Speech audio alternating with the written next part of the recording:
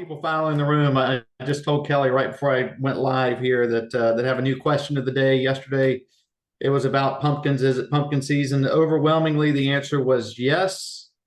Still not completely sure, but my wife says it is, so it is. And Wife says, yeah, man. exactly. And so, the question of the day today, which is day two of Future Forward, the question of the day is: what is your favorite animal? Oh, it's a well, I was gonna say it's a dog. I love my dogs. So Yes. Dogs rule, yeah, but so okay. let's just assume that the dogs are the favorite animals. Sorry, cat people, but dogs are better. And outside of cats and dogs, what's your favorite animal? Capybara, maybe? Oh, that's hysterical. My son has been showing me all these videos of these crazy things. Never even seen one until about 8 months ago. Um, so yeah, they're funny. And apparently they don't really have any they have no predators. No, and one got loose here in Toronto a couple of years ago, and it was like it occupied our news. So two funny things coming in, tastes like chicken. Okay, very funny. And then someone said dogs have owners and cat. No, Yes, yes. what It did is the funny. question It say? says dogs have owners, cats have staff. Yeah, that's it. Cats have staff, That right? is very, So very true. So, yeah. all So right, there's let me that. get this. So it's capybara, and if you haven't looked at it, look at the videos. They're actually pretty funny. People do some crazy things. So, all right. So, day two, session three. Good afternoon, and welcome to Insightful Accountants Future Forward Summit. My name is Gary DeHart. I'm the publisher of Insightful Accountant and the host of the Future Forward Summit. And so today's session, or this session, is advisory isn't a four-letter word. It's part two. And we're today, Kelly is covering defining and delivering your services. And that is Kelly Parks, our speaker. I'll have her introduce herself in just a moment after I cover the housekeeping items. Key housekeeping items.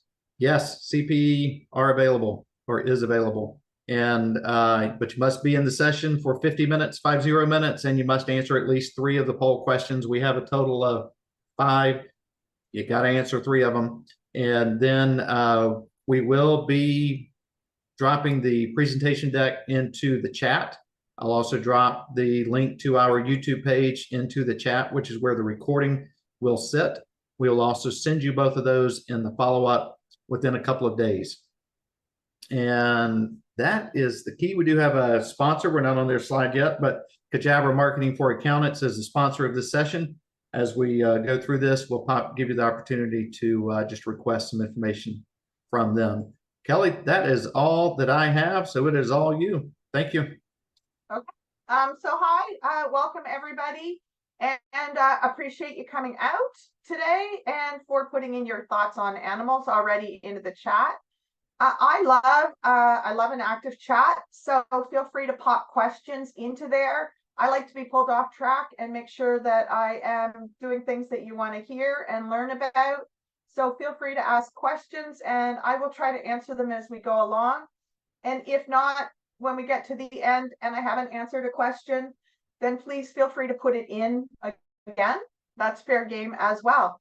So today we are going to be talking about advisory isn't a four-letter word. So yesterday, Sept and myself, along with Gary, did a panel on marketing, the whole concept around marketing, and advisory isn't a four-letter word.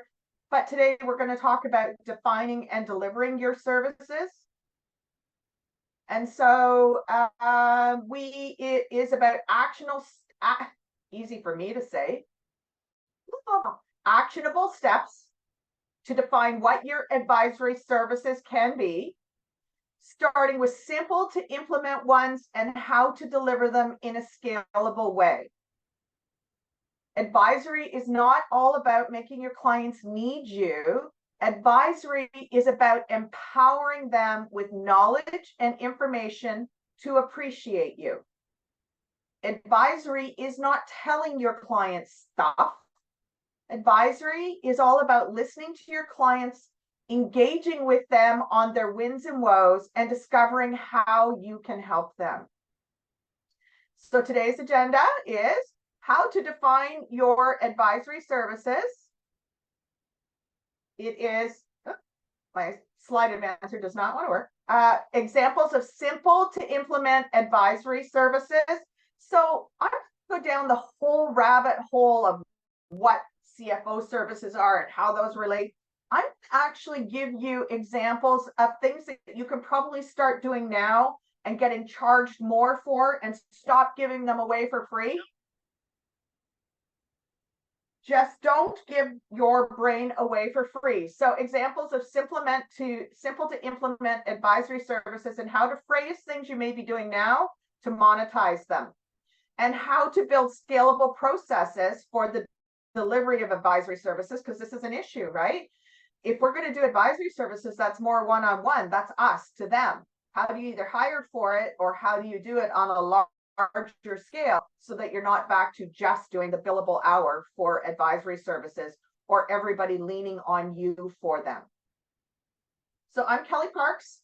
I have a bookkeeping business up here in Canada, Calmwaters Cloud Accounting. I want every accounting professional to love running a cloud-based firm as much as I do. I sell cloud accounting templates and yada, yada. I am a proud member of the Intuit International Trainer Writer Network. I am the only zero partner with zero accounts, but they keep me around. I'm alumni to the FreshBooks, FreshPacks Council, their advisory council. I am on the Tri-Merit Advisory Council, and I am the Financial Sense leader bean of the Ambassador Program. I tell you those things only because I love being engaged in our community, and I get to meet so many of you through some of these programs that I'm engaged with. So, Gary, take it away from here.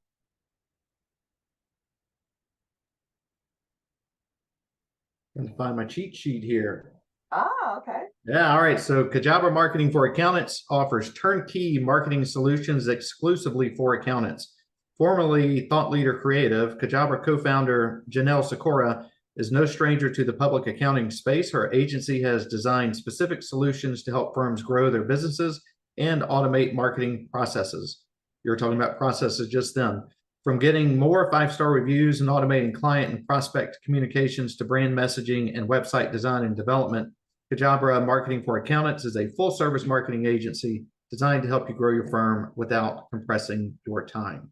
So Kajabra is offering a free marketing assessment to one of the attendees from today and yesterday's session. So just one session, but one marketing assessment between the two sessions. Now you passed that on to me, that tongue-tied on to me there, Kellie. Thanks a lot. So, all right. Go, Gary.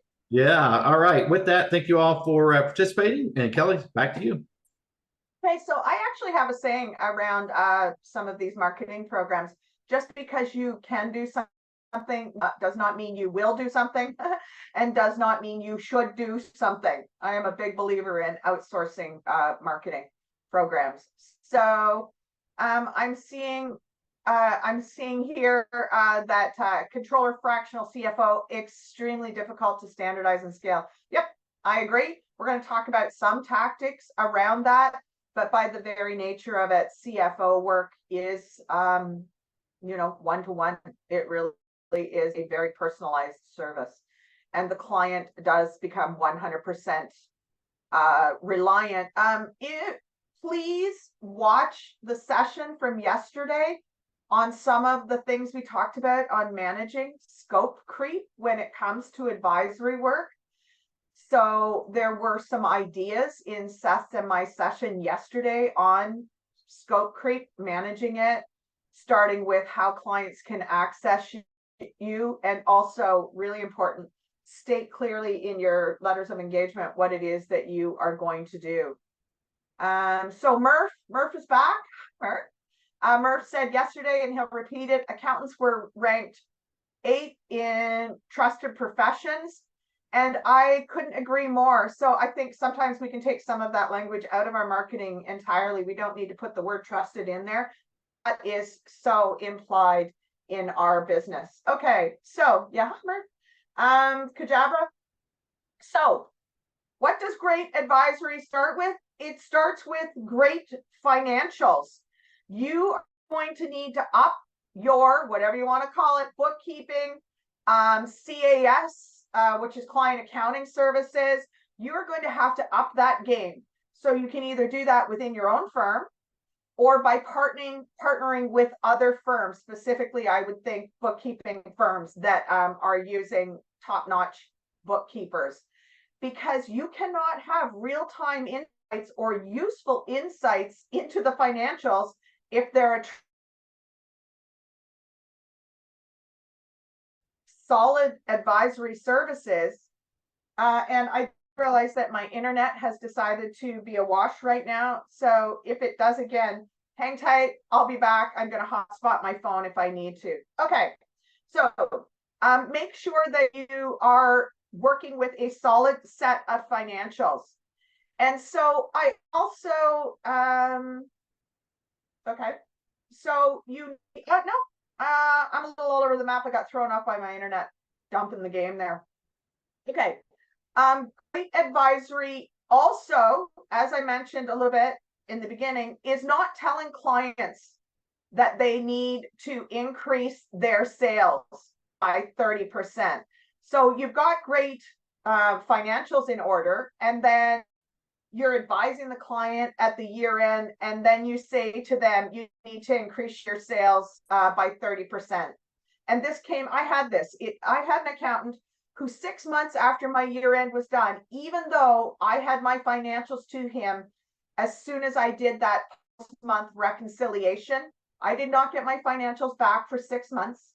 And then he scheduled my meeting for a month after that. And then he told me that I needed to increase my sales by 30%.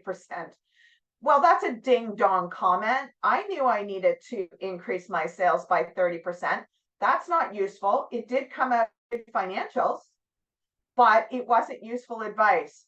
So a more useful piece of information for your client is to, one, ask them how they are feeling about their revenue and where do they think they could increase it and how much do they think they need to increase it by. Ask.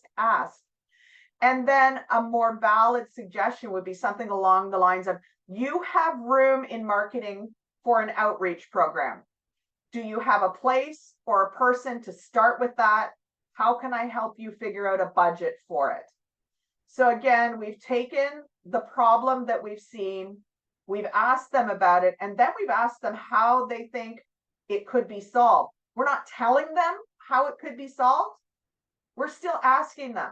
And then we are asking, how can we help you figure out a budget for it? The other remark could be, what sister services could you add that would boost income within your current customer base? That is a way more useful question, which is really a piece of advice, than increase your sales by 30%. So it's not just enough to have great financials. You've got to ask the questions. You've got to look at the financials and find out where the holes are, and then ask how you can help with those holes. Defining your advisory services. This is really key. What do you love to do? If you love class tracking, this is a killer piece of advisory work. Even consulting on why class tracking versus, say, locations or tags. I'm referring, of course, to QuickBooks Online because that's the program I know best. But also projects. Can you help them with projects, progress invoicing? So what are the things that you love to do? We tend to think of suggesting class tracking, progress invoicing, using tags. To us, that's everyday stuff. To a client, that's advisory work. So you could ask them, do they understand where the revenue is coming in and what the expenditures for that revenue look like? And here's why class tracking would work for that. We could suggest tags if they want to do things. So I use tags personally in my own business because I do a lot of conferences. And so conferences, I'm just giving you an example. So conferences, I may book the travel and pay for the travel ahead of time. And then I may get paid for attending the event later. And then maybe there's some mileage reimbursement. And so there's a long time frame. So you're not going to be able to look at those in an actionable way. Class tracking helps with that. Locations, of course, help with balance sheet items. So we know these, but if you love doing this, this is advisory work. This is higher level engagements. This is not just doing month end flows. That is advisory work. And if you're going to do this kind of work or even consult on this kind of work, one, make sure you're charging for it. And two, make sure you are stating that this is really critical information to running the client's business. Put the value behind the work you love to do. The reason I like class tracking, I'm not doing it right now, but I love doing class tracking in the past, because if clients wanted class tracking, that meant that they were, one, a higher level client who was also super involved in their business and their books. They were more engaged with me. So this kind of work is definitely advisory work. What do you do well? There's some things I suck at. Nobody should let me near payroll. And my last payroll client, I haven't done payroll much. I had a couple of clients that couldn't get admin over COVID. So Marissa, my team member, was helping them out with it. But really, this is not work that I can supervise, so we shouldn't be doing it. Make sure that you are doing the work that you love. One of the things that I love that's higher level work, it's advisory work, is managing AP. AP doesn't impact lifestyle, and I do a good job of accounts payable. So managing AP, organizing the systems for it, reporting on it, analyzing it for them, do that. If you love that, that's advisory work. But a lot of us just think, oh, keeping. No, it's not. This is a higher level engagement. This is advisory work. How about the balance sheet stuff to understand, so clients can understand their business's value, not just their revenue? If you're a balance sheet nerd, put that right on your website. We're a balance sheet nerd, and then tell them what a balance sheet nerd means and how you can help their business with it. Make sure, again, you are putting the value behind what it is that you do well.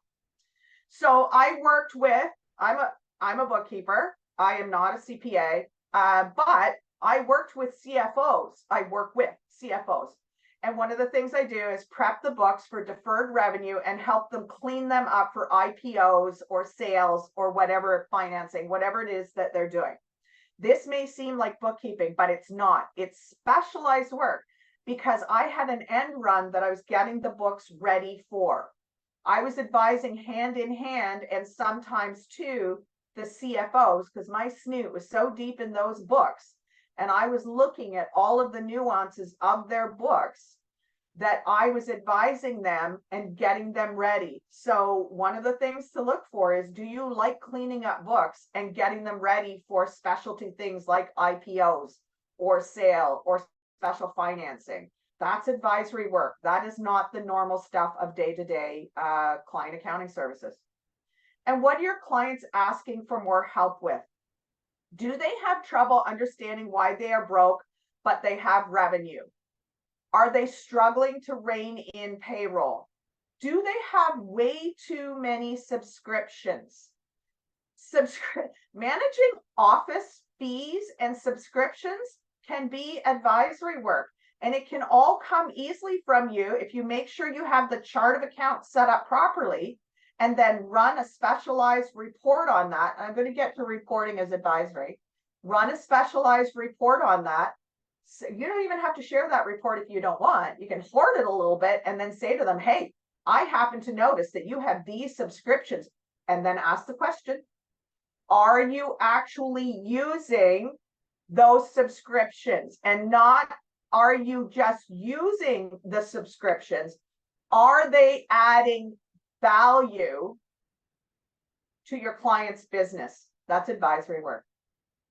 So do you have a niche or common set of problems among your clients that you can help alleviate? So Gary's listening. Okay, so up goes the poll. So we've got a poll thing. While you're doing the poll, I'm just going to mention that somebody asked about the PPT for this, and they must be Canadian because they started it with a sorry. I just put it in again, so you can just grab it there. I'm going to go back to the questions. Oh, Murph's being high level again. I love this. Our clients have a head full of mush. Our job is to teach our clients to think about their financials as reflective of their business. Yeah, for sure. And our questions should be aimed at that. So Murph is doubling down on what I said. I don't think you can ever ask too many questions. And even if you are giving a piece of advice, as I exemplified before, phrase your advice in the form of a question. You don't want yes or no answers. You want dialogue. And if you ask a question, it leads to deeper conversations. It will also lead more to the root of the problem they have.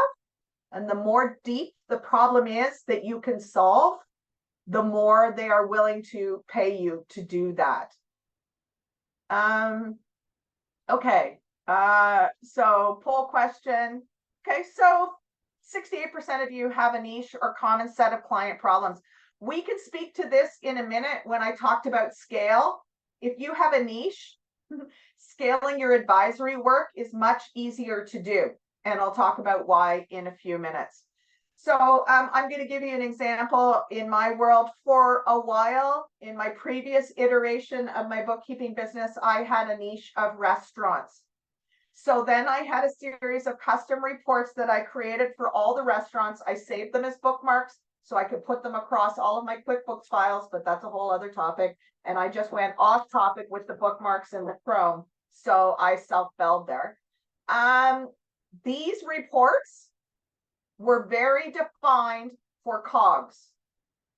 It was honed in entirely on what is the cost of goods sold.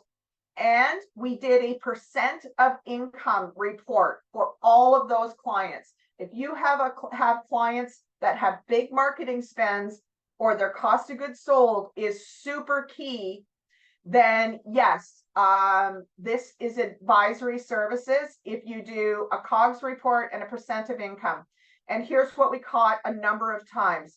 The variance showed up very quickly because we ran those. We also run comparatives. I don't do what I call just like on the fly reports. I call them island reports, where it is, let's say, a profit and loss, percent of income just for last month. In my world, everything is a comparative so that we can have a baseline for where things were, where they are going. And so because we do these, we caught theft going out the back door right away, and we could pinpoint to who it was, because as soon as our cost of goods sold went up on a particular product line, we could align that with a new hire. And so we caught him and he was out the door, and we mitigated the damage very quickly on that. Also, supplier contracts. What are the outliers to those supplier contracts? What was coming in off price or above price? So if you have a niche, you know what their issues are. You can create a standard series of report across all of those clients. You can empower them to access them themselves. This goes back to scale, and teach them what those reports mean and what to look for in them. And you are scaling your advisory work. So the larger the component of custom reports that you're creating, the easier it is to scale your work, especially if you're empowering your clients to get them themselves. But it is also easier to create those reports and make them actionable if you have a niche or common set of problems among your clients that you can help alleviate. So it doesn't necessarily have to be restaurants or construction workers or lawyers or that. It could be, let's say, professional services that are, or SaaS companies or startups. They don't even have to be SaaS.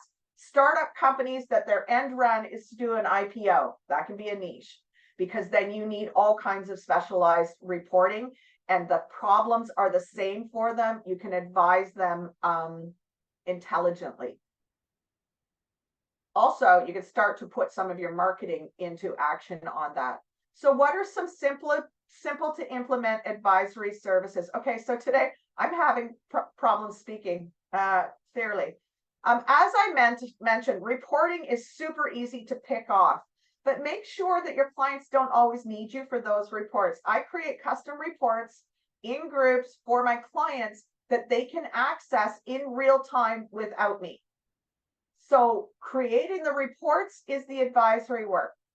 Teaching them what the reports mean is the advisory work. Shipping them off to them, that's admin work. We don't need to do that. And we're actually not doing our clients a favor because they're reliant on us for that. Teaching them about them and creating them is the key work here. So empower them not to need you just to get their own information. Create reports that they can understand. So this goes back to the education piece. Spend time up front with your clients. Create videos around it. This goes to scale that we're going to talk about in a few minutes.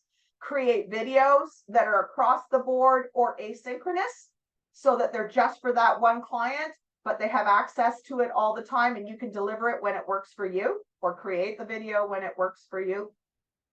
If you empower them to understand the meaning behind their financials, that is a big piece of advisory work, because you'd be amazed by how many folks just don't get it. Be the one to help them learn what their reports mean to them, how to action them, how to actually make the reports work for decision making. Create custom reports that relate to their business. So I already mentioned this: cost of goods sold, percent of income. Real estate agents, percent of income is huge because their marketing spend is their biggest spend. But how is that marketing spend translating to the income that they're bringing in? Craft out a killer chart of accounts and then create percent of income reports for them. And you have created a niche advisory practice for sure. I had some real estate agents for a while and they loved these reports.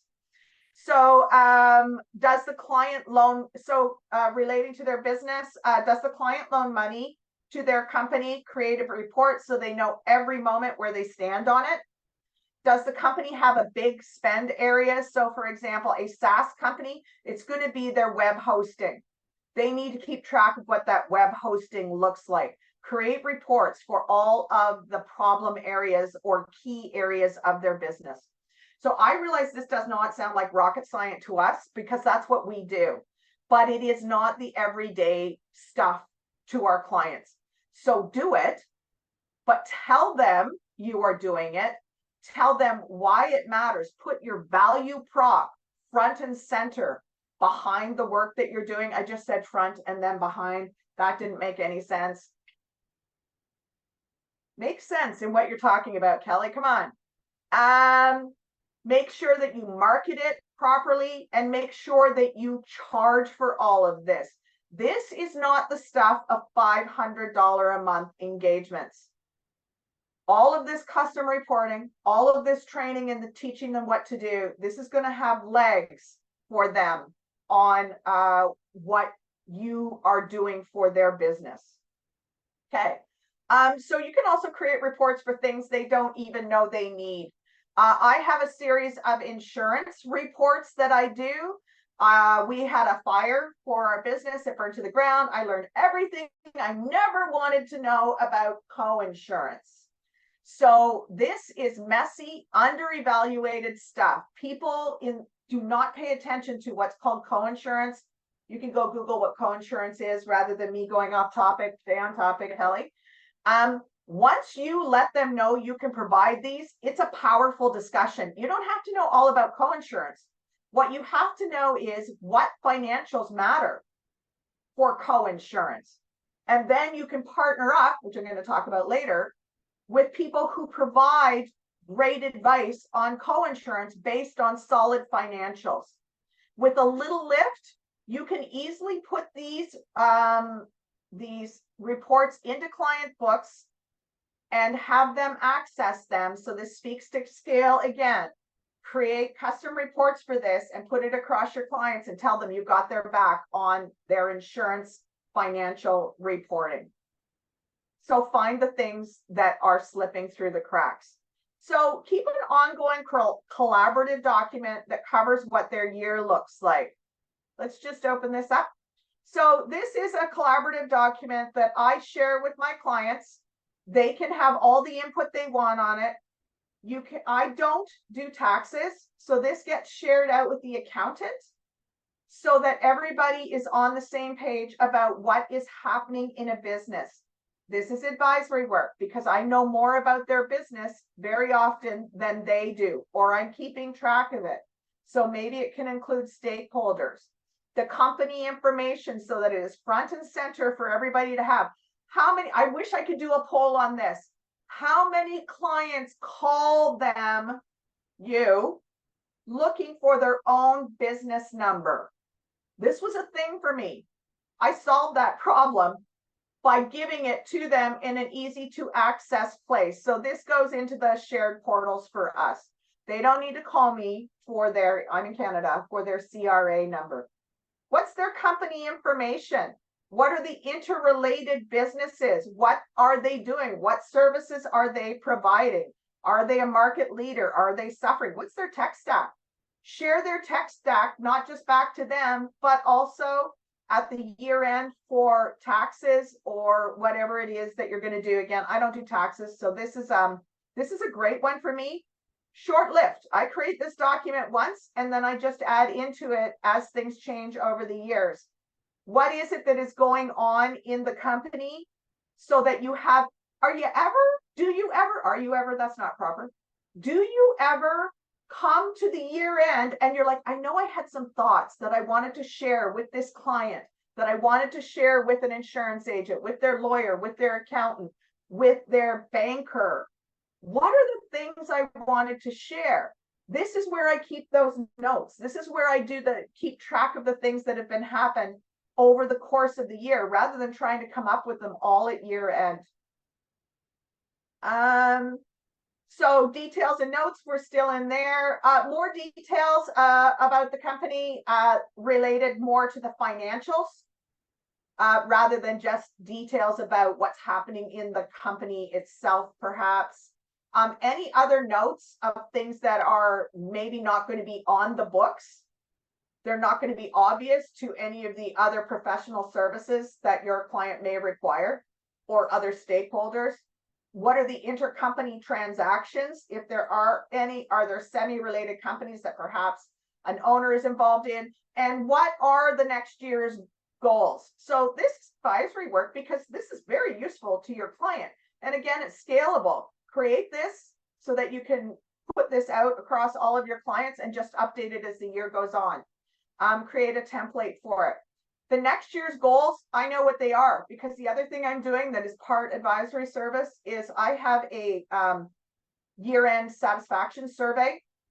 And so, so somebody actually read next year's goals. Thank you. I have a year-end satisfaction survey that goes out as part of my re-engagement process. And in there, I actually ask them, what do they think that they achieved last year? And then what are their new goals for this year? What are their problems? What can I help them with more that I am not helping them with now? And then I go through a whole list of what do my services look like? How did they make them feel? How did my services make them feel? And but I targeted that list to the higher level stuff. I don't say, did you love your reconciliations? I give them a list of choices, driving them to think that I'm a higher level professional. So keep some of these, I call them collateral materials going so that you feel like you are more involved in their business, to the business owner and to the stakeholders around them. Because the stakeholders around them, whether it's the bankers, the lawyers, the insurance agents, if you partner up with those and you're doing this kind of work for your client, they're going to want you to do this kind of work for their other clients. So Jessica says something similar, and have a client meeting and we create and pin posts in Slack. Awesome. Yeah. That's great. You have to have a paid Slack because the Slack messages disappear after 6 months, of course. Just a little word of warning on pinning stuff in Slack. But yeah, and yeah, where do you want the puppy, right? So will this example be uploaded to us? It won't be, but you can come back to the recording to take a look at what this feels like for you and how you can implement something like this. Hey, Kelly, we did have your reporting poll. Pull away.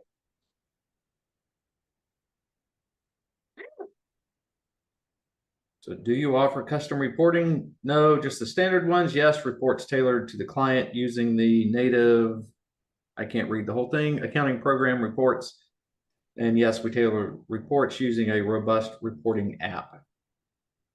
I would love to know, just by putting, not just by the poll, when you're done answering the poll questions, if you have a reporting app that you love, tell us that you're using one. So just put in, yes, reporting app. It would be interesting to see who's using one. Okay, so we got a few people in here using reporting apps. Nice. All Okay. right, we're gonna go ahead and close this out in about 2 seconds here. Here we go, 2 and 1. Okay, so lots of you are using, so 60% of you, yay, are using reports tailored to the client. That's great news. That is such a great starting point. Tell your clients you're doing it. Tell them it's not normal to do it. So make sure everything is, how can you bring value to the client? It's not just, I do killer reports. It would be, you need report, or do you need reports to tell you where you sit on such and such on your business? You can think of the wording. Today's not a marketing session, and this is really hard. So to do this, but practice making everything solving a problem for the client, not telling them what you do. Saying we do custom reports isn't enough. You need to tell them why they need custom reports. What's the problem that you're solving by giving them custom reports? Otherwise, they're just going to think this is normal, that they deserve custom reports just out of the goodness of your heart. Let's not do things out of the goodness of our heart. Charge for it. And in order to charge for it, you really have to put your value proposition behind everything you do. And putting your value proposition behind things starts with telling the clients what problems you're solving for them. And then once you have the client, you can ask them what their problems are that they need solved. So we're back to the question again. So Jessica is using a slide deck with report highlights. That's awesome. Anything in a slide deck is awesome, because I spoke about this yesterday. You can brand a slide deck like it's nobody's business. You can put in all kinds of links. You can drop in fantastic background images. They are just so brandable and so friendly. And the interesting thing about slide decks, and yes, this is off topic, but kind of not, because I'm telling you how to do things here. You can actually change the page setup. One of the reasons people don't like to use slide decks is because they look like slide decks. You can actually change the size to make them what you want, so that it is more presentable in a format that you want. So let's just put that back to the standard. There we go. So that was totally off topic, but kind of fun, I hope, for everybody, because using slide decks is very visual. And if you want to engage your clients in the advisory work that you're doing, you need to make it pretty. Slide decks are a super easy way to make it pretty and friendly. And then, just to continue getting off topic, you can actually turn them into an ebook, which is super fun. I do that with my client handbook. It's an ebook on my that's linked to my website. Okay, scaling processes for I lost the thing. For the delivery of your advisory services. Become an educator. You don't have to have the same clients to be an advisor. You can find clients that just need help for the short term, let's say, that need help with their employees, that need help with stakeholders, whatever the case may be. Become an educator. You can scale advisory work with videos and articles that you can point people to. So get your blogging going, get your videos going. And by the way, I am the world's worst video person.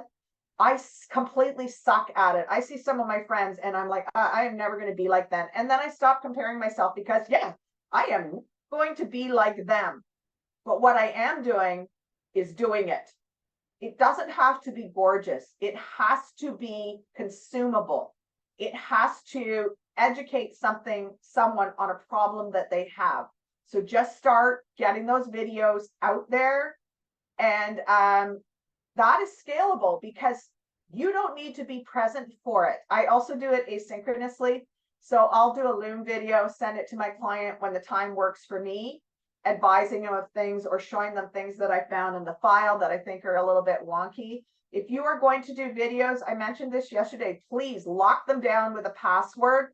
Don't send the video, share the video to a specific email address and then lock that video down with a password. I am seeing people send these videos all over the place. I know some people heard this from me yesterday. I cannot say it enough. Please lock those videos down. But you don't need to lock down the other videos. You can have private pages on YouTube. You can have private Looms that people either need to pay for, or it's your advisory work to give them access to it.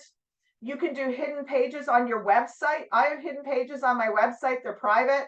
That way, specific information that is for higher level engagements is only going out to the clients that are paying for it. But it's super scalable because I wrote it once, or I did the video once, and now it's legacy content that is advisory work, is telling them how to do things that they don't know. So you can do videos on cost of goods sold versus expenses. This can be advisory work, or it can lead people to see you as a higher level professional.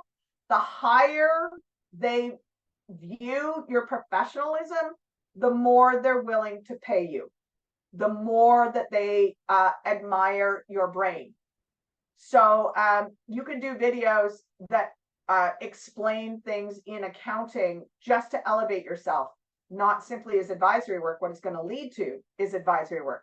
So you could do videos on defining cost of goods sold versus expenses. I just did a series of blogs or articles, if you will, for one of the accounts payable processors. And I broke down what all of the different reports meant. I'm repurposing that content for sure to put on sites for myself as well, so that people understand their reports and that I told them, and then that raises me up as a professional. I'm going around in circles a little bit here, sorry. But if you define cost of goods sold versus expenses, it can change the way they think about what goes into creating revenue. Then you can have all kinds of higher level conversations about creating revenue that is sustainable, because now they know the difference between an expense and a cost of goods sold. Assets versus expenses, how it impacts taxes and the value of their business, and how it can change the value proposition and the possibility of selling their business, if that's an end run for somebody. Education like this leads to more advisory work on how they manage line items. Line items are advisory work. A lot of people don't understand how important they are, products and services, if you will. Partner up.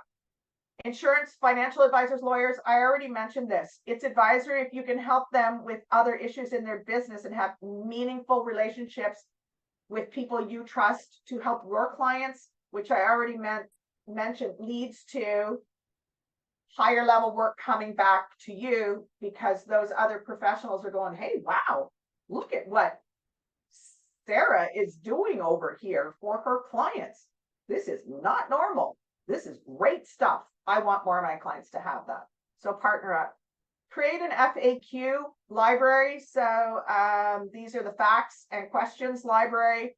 So don't make them come to you to ask.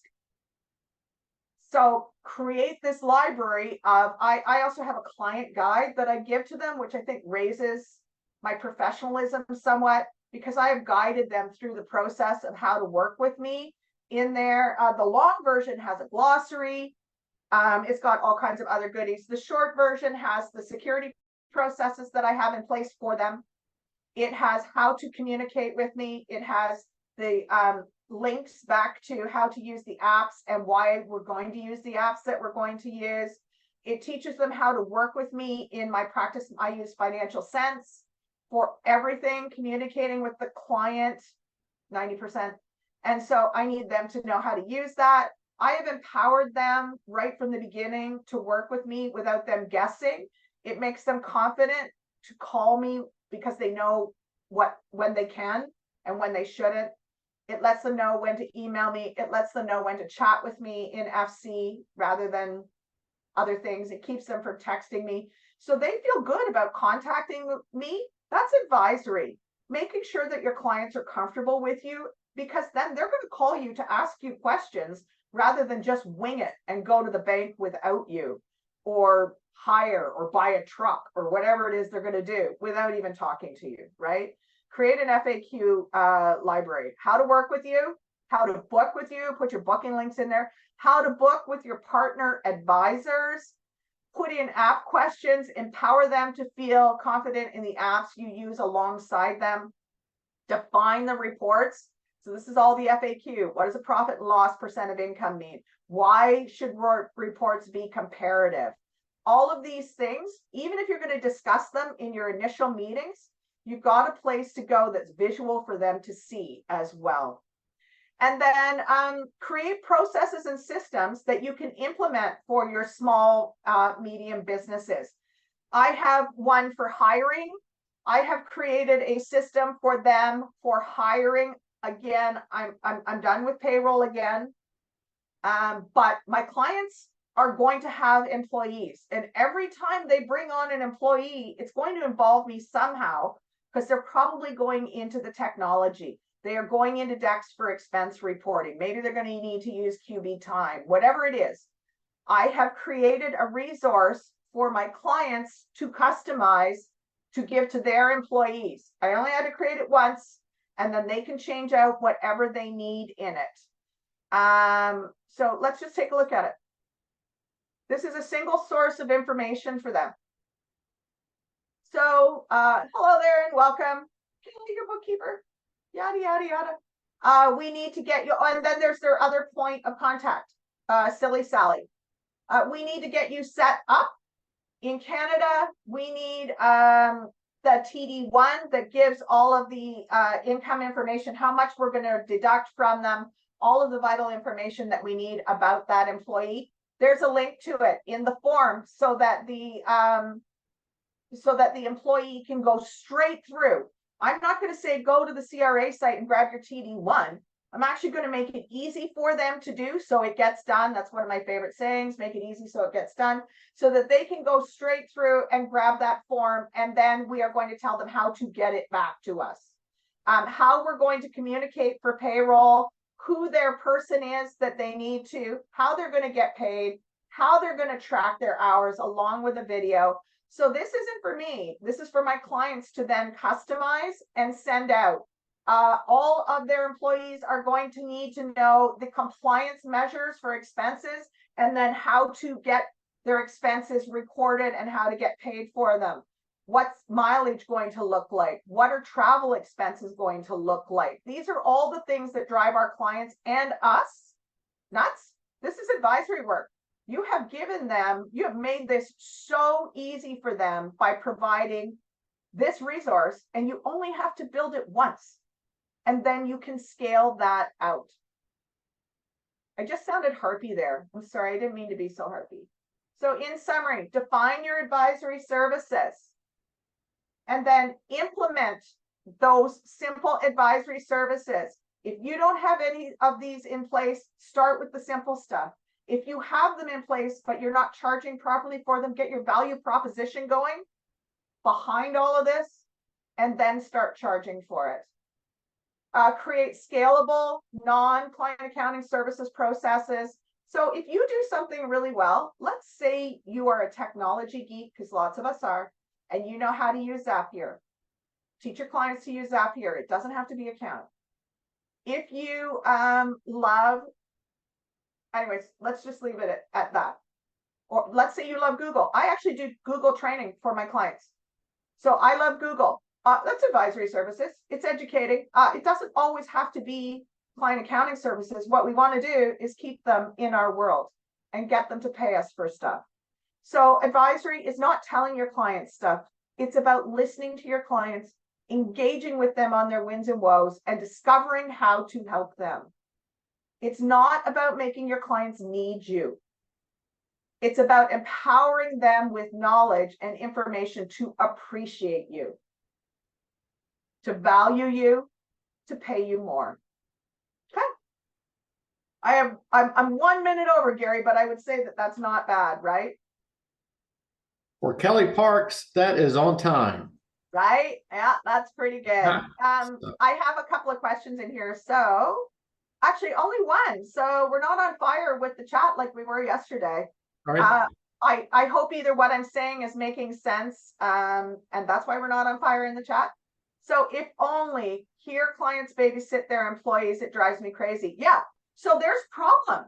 So Angie, you have pinpointed a problem that you can help your clients with.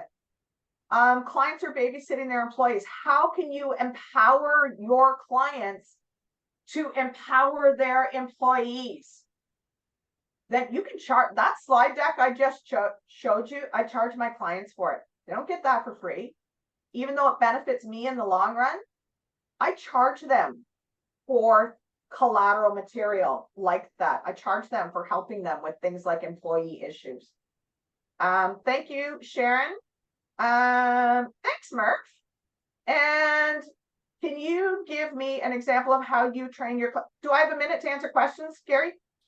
Sure. Yeah. You know what? Let me throw this one poll up real quick. And this is about just whether or not they do need to receive that certificate. And that way, if anybody needs to receive it, they can, and needs to leave, they can do that, and then they can punch out. Okay. But they're going to want to stay around to hear your answer anyway. So maybe it's not relevant. So one of the questions is, can you give me an example of how you train your clients to use Google? That sounded interesting. Yeah. So I'm a Google nerd.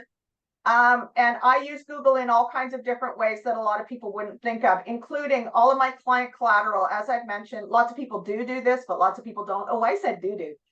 So lots of people don't do this. So I can teach my clients to create slide decks so that they have brochures rather than building them in a Google Doc, which is like painstaking and not pretty.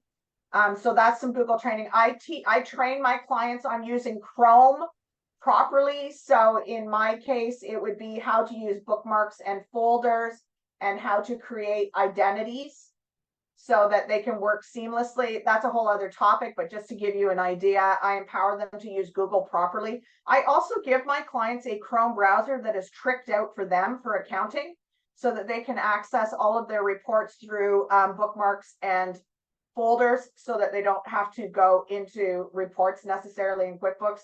I want to make it easy for them. I train them how to use Sheets, not for pivot tables, but for all kinds of other fun things, because spreadsheets are fun, but I want people to know how to turn type sideways, how to freeze rows. So this is all the stuff that is fun to train in. So that is my Google training. I do work in Zapier, helping them automate tasks. I help them systemize processes, and they can be sales and marketing processes. They don't have to be accounting processes. So all kinds of fun things that I like doing. And some of this, it's love them and leave them engagements. And some of it, I do it with accountants and I do it with SMBs.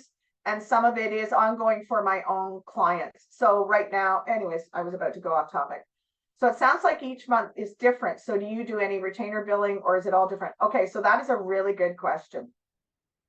I am, with my ongoing clients, I am monthly recurring revenue. But I have out of scope menu pricing. I know that some people heard this yesterday, but for those of you who didn't, this is managed very tightly for me. So if they bring on a new hire, even though I'm not doing the payroll, I got to put them into all of these apps.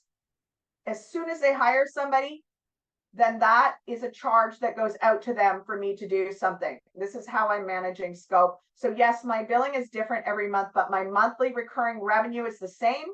And then anything else. So if they are doing international payments, that's automatically a menu price charge. They already know what it is. And then, as I mentioned yesterday, I use my online scheduler heavily. So this comes back to hourly billing. I am not afraid of hourly billing for the stuff that I think makes sense. And so if people come to me with, and they want to have an out of scope meeting, it's behind a paywall. Even my ongoing clients have to go through my scheduler and they have to pay for it before they can book with me. And as I said yesterday, but somebody said it was an aha moment, half an hour is not half of my hourly rate. My hourly rate is $250 US an hour. My half hour rate is $200, I believe, because it takes that much distractional energy to do a half hour meeting, almost as much as an hour long meeting. So lots of stuff is going behind a paywall through my scheduler. It's menu pricing, and then I do project work. So I will scope a project if I am going to do like a, I don't know, let's say like automating a certain process for them, and I'm going to need to get this app and that app all tied together. I can just give them a price on that. So yeah, it's the same pricing, but additional pricing on top of it. Nothing is not paid for ahead of time. Nothing is not. Okay, Gary, I think we got the questions. I think that means everything is paid for ahead of time. We had a double negative there, right? And a double negative. Yeah. Perfect. Wow. And only on an accounting webinar would you hear, what did you say? You said Excel is wonderful. No, Excel. Spreadsheets. Yeah, but you said something about it's exciting or something like that. I can't remember what term. Fun. Great. Fun. There we go. Are super fun. 100%. Here we go. All right. You heard it here. Kelly, thank you so much. It's a lot of great information as usual. And just a reminder to everybody, we did kick off the QuickBooks Desktop 2024. Murph posted that yesterday morning. We do have a QB Talks covering that on October the 4th. So you can find the registration for that on our website, insightfulaccountant.com. And if you have any issues getting to that site, close your browser or clear your cache, close the browser, restart it, and you should be there. We made a little tweak that has caused a little bit of problems for some people. So Kelly, again, thank you so much. Slide deck just went in there again. You will also get a copy of that mailed out to you probably in a couple of days. And so otherwise, hope everyone has a wonderful rest of the week and a great weekend, and we will see you very soon. Thanks, Kelly. Having me on, Gary.